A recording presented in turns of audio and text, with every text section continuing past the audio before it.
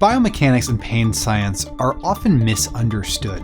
Biomechanics sometimes comes across as sort of, pessimistic and telling you that your body is fragile and that no matter what you do, unless you have perfect form, you're going to get injured.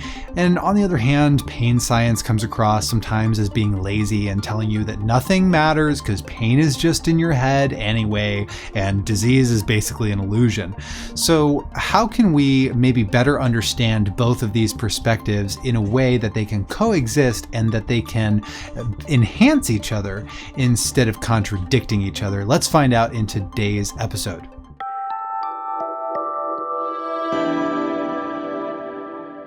Hey, this is Anthony Davis with Shapeshift Wellness. This is the channel that uses evidence and research to explore fitness, yoga, and meditation so you can take your health into your own hands. Today, we're talking about pain science and biomechanics. If you like that sort of thing and you like learning about the science of health, then subscribe to my channel and hit the bell so you're the first to notified when I put out new educational content. Stick around to the end of the episode today because I will talk about some tangible examples in real life that we're all bound to see pretty commonly, in which, pain science and biomechanics would tend to disagree, but I don't think there's a disagreement at all. So you might think that, well, according to biomechanics, your body is fragile and you are doomed to fall apart and deteriorate unless you have the perfect form all of the time. And on the other hand, you might think that according to pain science, your mind is fragile and that you are doomed to be disabled and afraid unless you are perfectly optimistic all of the time. Okay, what? All right, I think we're talking past each other at this point. So pain science is just the study of pain. And when we study pain, we find things that we don't expect. A lot of times we expect, based on a biomechanical understanding, that, a certain posture or a certain way of moving, like valgus knees when you're running, or, a butt wink, like a posterior tilt in your hips or your pelvis when you're squatting heavy a load is going to cause, all kinds of bad things to happen to your spine. But then we actually look at people who are doing those things, and a lot of them are perfectly fine. So then we start to ask ourselves, well, if high-level athletes are able to perform with really, really crazy asymmetries. Think about people who are running at a higher level than you or I will ever be able to run at, and they're doing it with one leg and the other leg is some kind of prosthesis. Or a woman who has one arm and yet she's scaling mountains with no ropes and she's a better climber than most human beings will ever be in their life. So does pain matter? Does asymmetry matter? Does it matter if you have a leg length inequality, like a true one? Probably not. For most people, it's probably either not a big deal, like low consequences, low impact, or it genuinely doesn't matter at all. And so if we study people like Brikinji et al. 2014, they did a study where they essentially looked at the MRI findings, so the imaging of people who had no pain of any kind. And you would expect that people who have no pain of any kind would have spines that look very healthy. But that is not what they found. They found that even though they had no pain, they had all kinds of things that looked bad on an MRI, like disc bulges, herniations, protrusions, osteoarthritis, right, degenerative disc disease, etc., etc., etc. Things that look scary, sound scary, but for these people did not matter.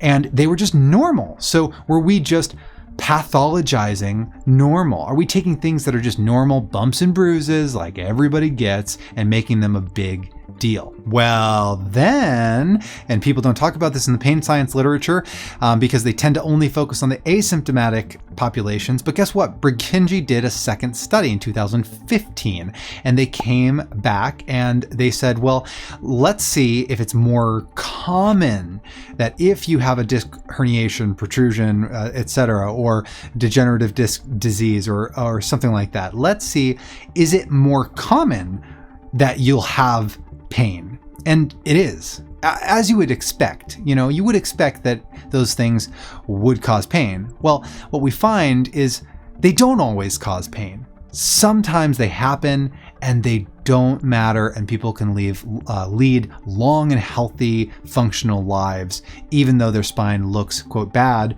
on an MRI. However, it is more likely that you're going to have some kind of pain if you do have those things than if you don't have those things. So at the end of the day, what would you rather have? Would you rather have a disc herniation or not? Well, no, I'd rather not have the disc herniation. Look, I've got chondromalacia patella. Basically, that sounds scary. It's a scary word that could make a lot of people feel afraid of moving into pain, but all it is really is a little scrape on my kneecap. It's really not a big deal, but I do have pain in my knee. Now, is that pain coming from the scrape? Is it coming from nociception? Is it coming from biomechanics? And should I somehow change my biomechanics to alleviate the pain? Well, maybe. Is it coming from my expectation? Is it coming from my fear avoidance, my expectation of pain that creates an internal experience of pain? Yes, a little bit. A little bit from that, a little column A, a little column B. So it doesn't have to be one or the other. Let's explore more. Let's talk about some problems with a biomechanical only approach. So biomechanics alone does not always accurately predict injury or pain. You would expect that, runners with a leg length inequality would have some kind of weird, asymmetrical stress on certain joints, and they would have more, issues with their joints and pain. And they don't necessarily have those things. You would expect that, as I mentioned, people who have disc herniations, bulges, etc., or who have degenerative disc disease, that those people would be more likely to have pain. And well, yeah, they're slightly more likely to have pain, but most people, even if you don't have any pain for your entire life, are going to have those things, and it just doesn't really matter for them. So it doesn't accurately predict injury or pain. The other thing is that it doesn't adequately account for how our body adapts to stress over time. So if you say that it takes, a certain amount of force to break some kind of tissue, to tear a ligament or to tear a tendon, okay, but if you take a smaller load and you add it up over time, and you give that tissue enough time to rest adequately in between and heal and recover and become stronger. Well, that's Wolff's Law, right? So, Wolff's Law for bone, where you stress it and then the bone becomes stronger as long as it has time to heal. And Davis's law is for fascia, where if you stress your soft tissue like your tendons and ligaments, they will become stronger as long as they have time to recover and heal. So we can't just take the physics, apply it to a joint and say, this much force equals your knee is going to blow. Because, well, if you take a little bit less force and then you adapt and then you become stronger, your knee can handle more load. And you can keep riding that, to a certain point. We're not infinitely adaptable, and we can even maladapt. Like you can adapt by forming bone spurs, osteophytes and those kinds of things. So it's not always that adaptation is this perfect thing. However, we can adapt to stress, and a lot of times the body adapts to stress in a positive way that makes us stronger and more resilient. Also, biomechanical words just sound scary. Like if I say that you have scapular dyskinesis, well, that sounds scary. But all it means is that your shoulder blade moves a little different than some other people's shoulder blade. And most of the time, it doesn't really matter. So it sounds scary, but it's not a big deal. And I don't need to make you afraid of your own body by using those terms. Okay, let's talk about some problems with pain science now. So pain science, the biggest problem I have with pain science evangelists, if you will, and by the way, I love pain science. I love reading the literature on pain science. It is fascinating. It is amazing. It accounts for a whole person, a person with not just biomechanics, but also, emotions and goals and wants and needs and social, interactions and an environment that affects their health. I love it. But I think that it assumes, and this is interesting because the main premise that I hear from people who are, promoting pain science is that the body is adaptable, it is strong, and it is resilient. So we should not tell people that their body is fragile, because it's not. Their body's not that fragile. They can adapt to amazingly difficult situations and become stronger as a result. So don't tell people they're fragile. But then they go on to assume that people are mentally fragile, that they're mentally weak, and that if you use too many scary sounding words. You're gonna hurt their feelings and make them disabled. Like, why are we assuming that people are mentally weak? Isn't that a double standard? That seems hypocritical to me. That seems a little ironic even, that pain science would on one hand say that, you know, the body is not fragile, don't tell people they're fragile.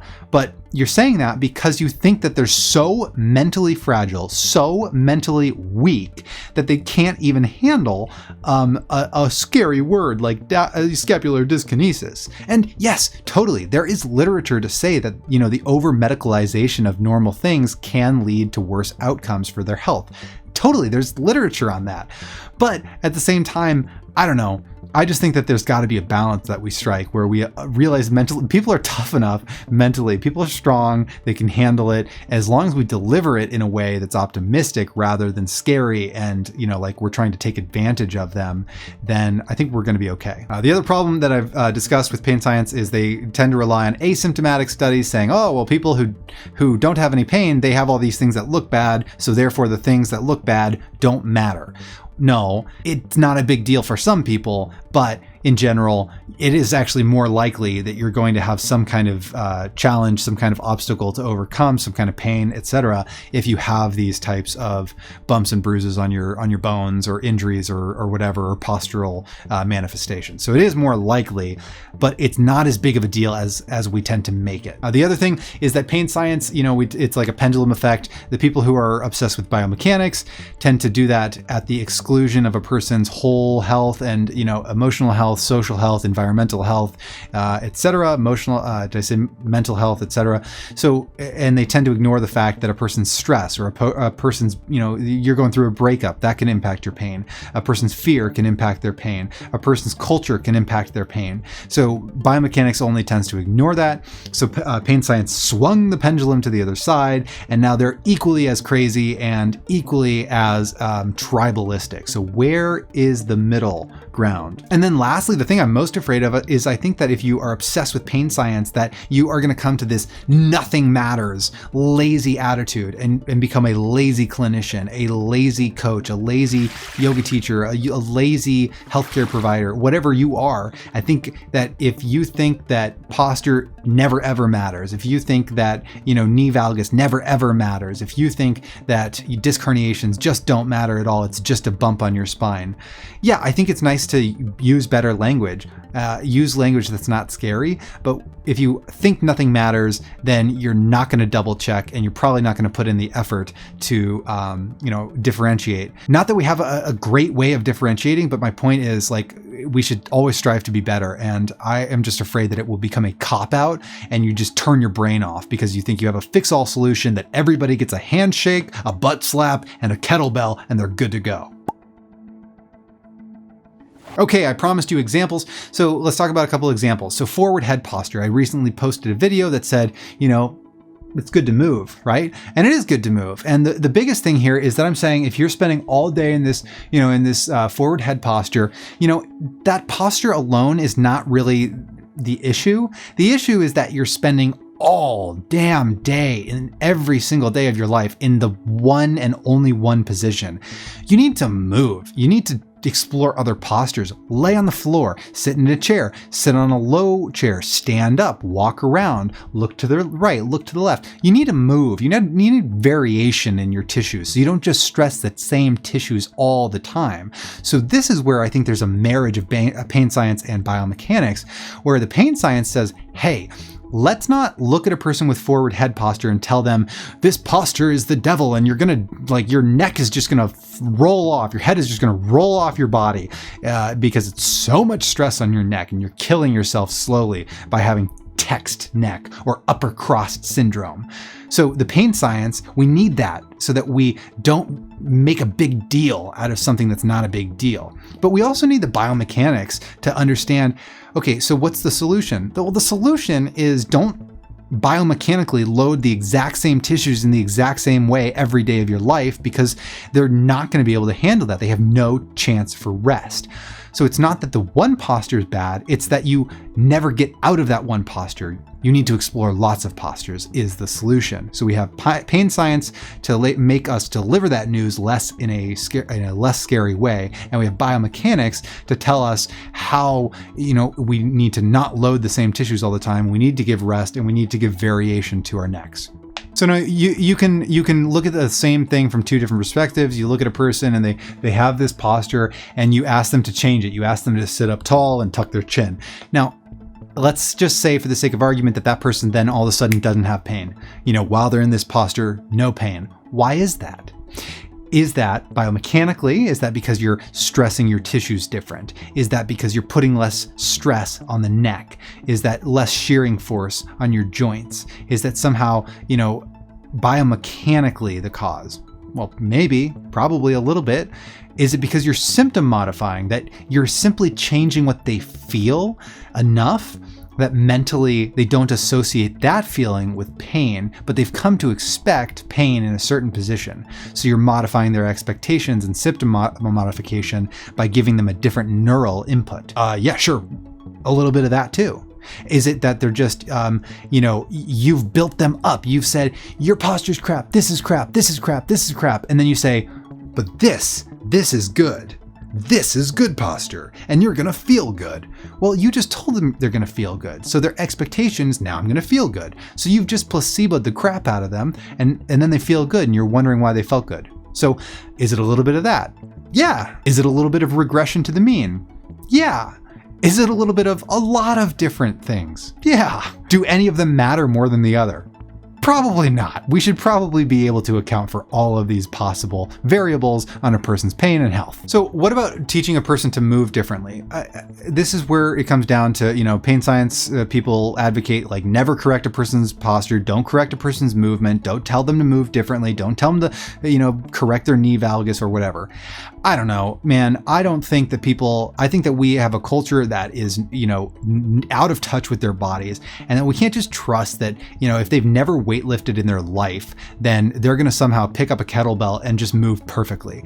And it would be irresponsible of me, I think, as a trainer, to coach them into just, you'll figure it out. You'll be fine. Get out there.